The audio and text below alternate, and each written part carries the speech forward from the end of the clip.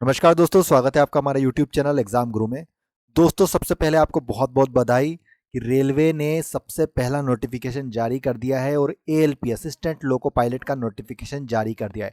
और आपको पता होगा कि आज से लगभग 20 दिनों पूर्व 20 दिन पहले मैंने आपको 1 जनवरी 2024 को ही बता दिया था। 1 जनवरी 2024 इस साल का जो पहला दिन था, उसी दिन मैंने एक वीडियो जारी करा था और मैंने आपको बताया था कि रेलवे 2024 में बहुत सारे पदों पर भर्ती करने वाला है।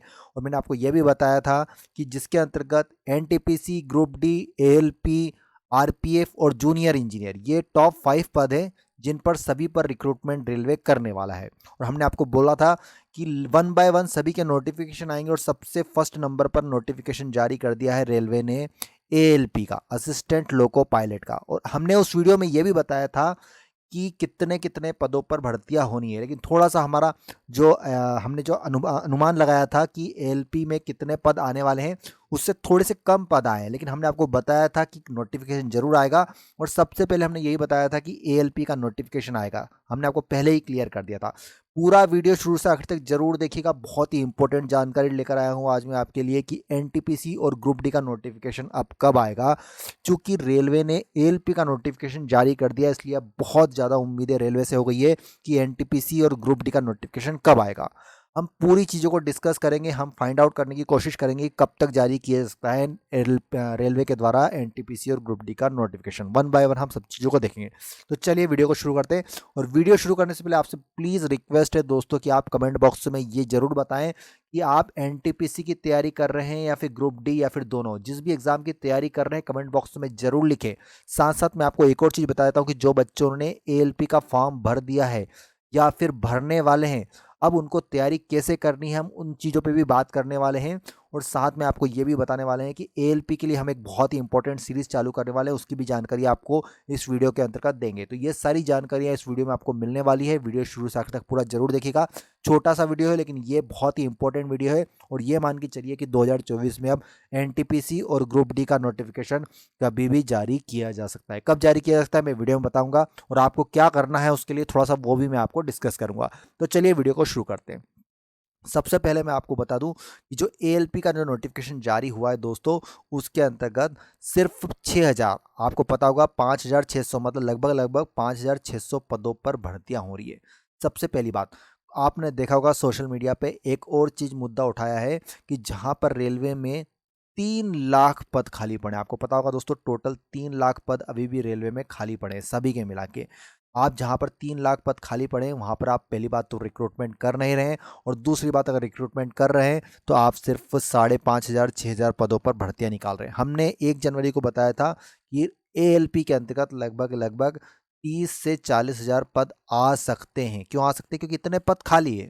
अगर हम 30 से 40 हजार पद आप नहीं निकाल पा रहे थे तो कम से कम 10 से 20 हजार पदों के बीच में आपको निकालना था, लेकिन आपने सिर्फ 5-6 हजार पद निकाले हैं। पहली बात तो ये सबसे कम पद आए हैं।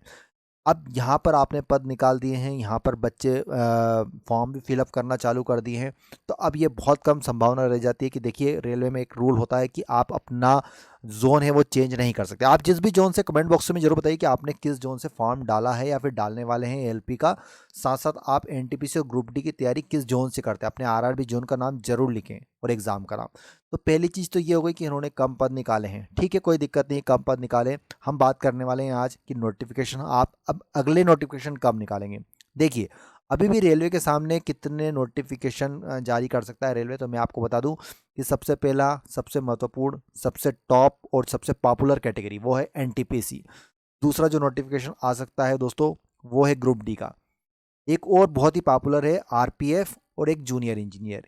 आरपीएफ और जूनियर इंजीनियर भी बहुत ही इंपॉर्टेंट कैटेगरी है और बहुत सारे बच्चे इसकी भी तैयारी करते हैं, तो इसके भी फॉर्म निकलेंगे। तो ये सभी फॉर्म इसी साल 2024 में निकलने वाले हैं दोस्तों।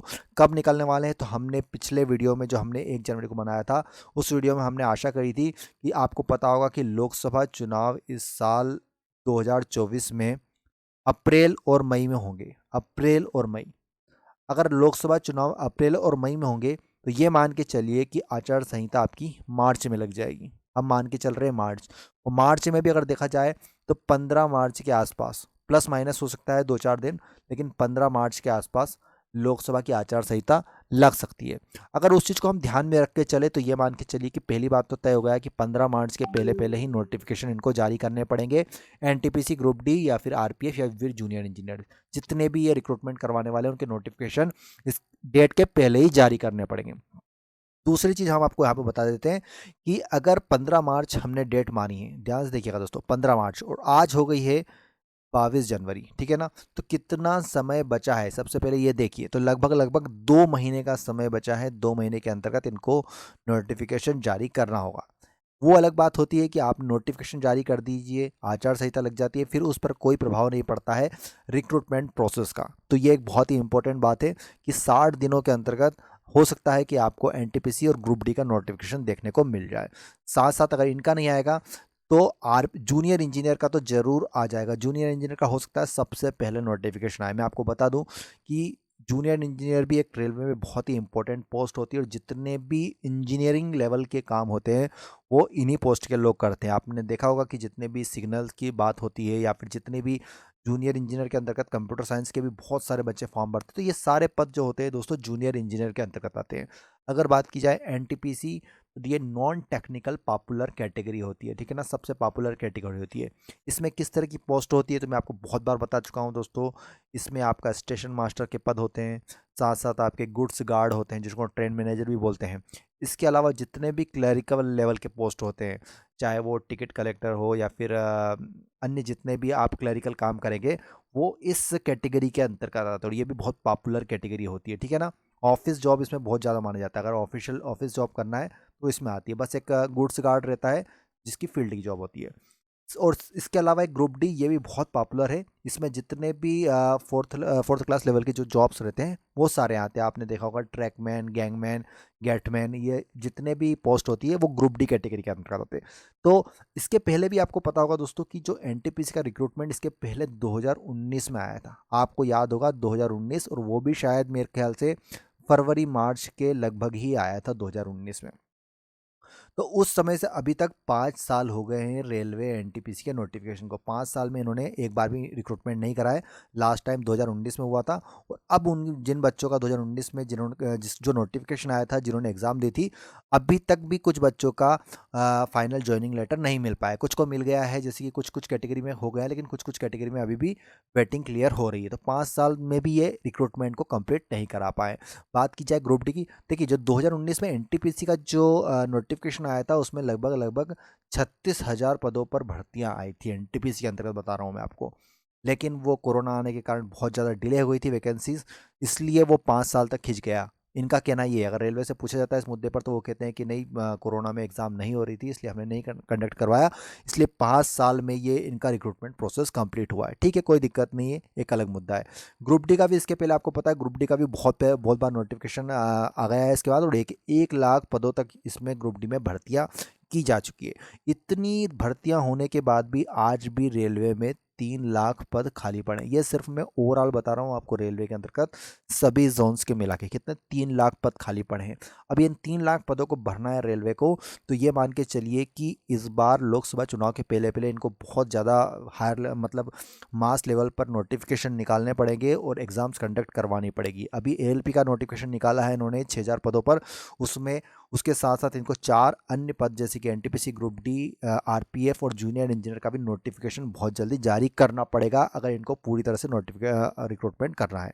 साथ साथ मैं आपको ये भी बताता हूँ कि जो एनटीपीसी और ग्रुप डी का नोटिफिकेशन कभी भी जारी हो सकता है और एएलपी का हो गया है, तो इन एग्ज़ाम्स के लिए अब आपको अपनी प्रिपरेशन को बहुत ही कंसंट्रेशन के साथ फोकस करके चालू करना पड़ेगा। इसी के लिए हम हमारे चैनल पर डेली आपके लिए मॉक टेस्ट और मॉडल पेपर चालू कर रहे हैं एएलपी के लिए। एएलपी के लिए भी मैं आपको 10,000 प्रश्न बताने वाला हूँ। अभी 10,000 क्वेश्चन कंप्लीट करेंगे। आपको पता होगा दोस्तों सीबीटी होती है और एएलपी का आपको अगर आपको नहीं पता है तो मैं बता दूं आपको, सीबीटी 1 और सीबीटी 2 में पार्ट ए और पार्ट बी, 2 पार्ट में कंप्लीट होगा एएलपी का एग्जाम। जो सीबीटी 1 है वो सिर्फ क्वालिफाइंग नेचर का होगा और सीबीटी 2 के अंतर्गत पार्ट ए और पार्ट बी जिसमें एक टेक्निकल होगा और एक नॉन टेक्निकल जिसमें आपका एप्टीट्यूड, रीजनिंग, जीके, जीएस सभी आएगा। तो जो सीबीटी 1 क्वालिफाइंग है और सीबीटी 2 जिससे आपकी मेरिट बनेगी। ये बहुत ही इम्पोर्टेंट बात बता रहा हूँ मैं आपको, किस पर्सपेक्टिव से, कि जो बच्चे एनटीपीसी ग्रुप डी की तैयारी कर रहे हैं उनको भी इसी प्रोसेस से जाना पड़ेगा। बस आपका टेक्निकल पेपर नहीं होगा, बाकी आपका भी सीबीटी 1 और सीबीटी 2 दोनों पेपर होंगे। सीबीटी 1 क्वालिफाइंग होता है, हमको पता है। सीबीटी 2 आपका मेरिट होता है, जिससे आपकी मेरिट बनती है। तो आपको भी अपनी तैयारी इसी लेवल से जारी रखनी, जो बच्चे एनटीपीसी ग्रुप डी की तैयारी कर रहे हैं। एएलपी का फॉर्म आप भरें या नहीं भरें, जो बच्चे एनटीपीसी ग्रुप डी की तैयारी कर रहे हैं, तो मैं बता दूं उनको कि कोई दिक्कत नहीं है। अगर आप प्रैक्टिस करना चाहते हैं, अगर आप देखना चाहते हैं कि रेलवे के पेपर कैसे आते हैं, तो ज़रूर आपको फॉर्म भरना चाहिए।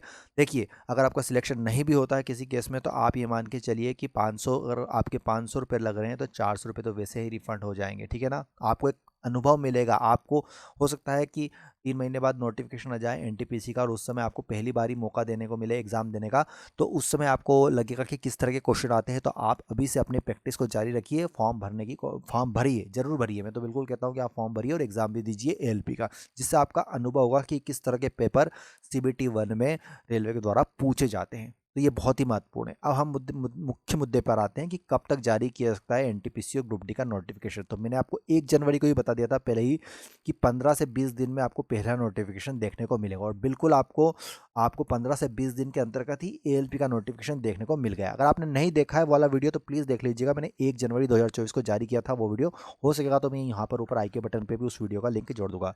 अब बात आती है कि एनटीपीसी और ग्रुप डी का नोटिफिकेशन कब आएगा। तो मैं आपको क्लियर कट बताया था दोस्तों, जैसा हमने बताया था कि 15 से 20 दिनों में पहला नोटिफिकेशन जारी हो जाएगा। तो अगला नोटिफिकेशन आपका बिल्कुल फरवरी में अगला नोटिफिकेशन आपको देखने को मिलेगा। अब कौन सा मिलेगा, एनटीपीसी का या ग्रुप डी का या फिर जूनियर इंजीनियर, ये 3 एग्जाम में से किसी भी एक एग्जाम का नोटिफिकेशन रेलवे के द्वारा जारी किया जा सकता है। इसलिए आप अपनी तैयारी बिल्कुल 100% चालू कर दीजिए। साथ साथ में जो बच्चे एएलपी की तैयारी कर रहे हैं, तो आप कमेंट बॉक्स में ज़रूर बता दीजिएगा। आप अगर आपको स्ट्रेटजी वाला वीडियो चाहिए कि आप किस प्रकार एएलपी में सिलेक्शन ले सकते हैं, तो वो वीडियो भी बना दूंगा, और अपना जोन भी बता दीजिएगा। और जो बच्चे एनटीपीसी और ग्रुप डी की तैयारी कर रहे हैं, कमेंट बॉक्स में जरूर बताइए कि आप किस एग्जाम की तैयारी कर रहे हैं। अगर दोनों की कर रहे हैं तो कमेंट बॉक्स में लिख दीजिएगा। तो उसके ऊपर से भी मैं कुछ वीडियोस बना दूंगा कि आपको किस प्रकार तैयारी करना है और अपनी तैयारी को किस लेवल पर जारी रखना है। तो ये सारी चीज़ मैंने आपको क्लियर कर दी है। बहुत ही इंपॉर्टेंट, अब सीज़न चालू हो गया है, रेलवे भर्ती आना चालू हो गई है, आपको अपनी तैयारी को जारी रखना है। बिल्कुल, अगर आपका कोई भी डाउट है तो कमेंट बॉक्स में बिल्कुल पूछिए। आपका जो भी डाउट होगा कमेंट बॉक्स में पूछिए, मैं उस पर आपको आंसर दे दूंगा। अगर कुछ ऐसी ज़रूरत लगी कि उस पर वीडियो बनाना है, तो वीडियो भी बना के आपको बता दूंगा। साथ साथ आपको पता होगा कि हमारे चैनल पर मॉक टेस्ट और मॉडल पेपर डेली चल रहे हैं रेलवे भर्ती 2024 के लिए, जिसमें मैं आपको सभी 5 exams, NTPC group D, ALP, RPF और जूनियर इंजीनियर, जितने भी एग्ज़ाम होते हैं उनके लिए जीके, जीएस और करंट अफेयर्स के क्वेश्चंस पढ़ा रहा हूँ। डेली 50 से 60 क्वेश्चंस हम पढ़ते हैं। अगर जब भी आपकी एग्ज़ाम आएगी, तब तक आपके 4-5 हज़ार क्वेश्चंस कंप्लीट हो जाएंगे। और ये वही क्वेश्चन है दोस्तों जो रेलवे के द्वारा एग्जाम्स में पूछे जाते हैं पिछले 5-7 सालों में। उसी प्रकार के क्वेश्चंस कंप्लीट करा रहा हूँ। तो ये सभी बातें आपको बतानी थी। आपको ये भी पता पड़ गया होगा कि अगले महीने आपका नेक्स्ट नोटिफिकेशन देखने को मिलेगा, इसलिए आप पूरी तरह से तैयार रहिए। रेलवे ने एएलपी का नोटिफिकेशन जारी कर दिया है। 5 से 6 हज़ार पद इतने भी कम नहीं होते जितना कि अपन सोच रहे हैं, लेकिन ठीक है, रेलवे ने कम पद जारी किए, लेकिन हमें तो हमारी एक सीट पक्की करनी है। आप अपना प्रयास जारी रखें। अगर कुछ भी डाउट है तो कमेंट बॉक्स में जरूर पूछें। वीडियो देखने के लिए बहुत बहुत धन्यवाद। जय हिंद, जय भारत, वंदे मातरम। प्लीज़ इस वीडियो को अपने दोस्तों के साथ शेयर जरूर कर दीजिएगा, और वीडियो पसंद आए तो प्लीज़ वीडियो को लाइक करें। जय हिंद, जय भारत, वंदे मातरम।